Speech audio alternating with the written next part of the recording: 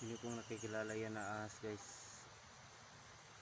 Sino nakilala dyan, bigyan ko ng 100 pesos pang load. Bigyan ko 100 load guys, kung sino nakikilala nito.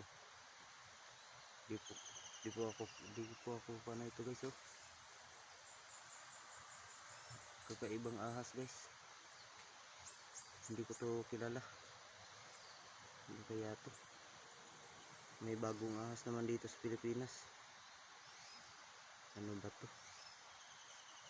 Anong tingin nyo yan guys? Banakon guys? Sige guys, comment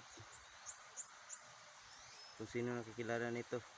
Bigyan ko ng 100 load. Yan guys, parang pupunta na sa akin guys. Guys, sobrang taas po nito guys, eh. Sobrang taas nito.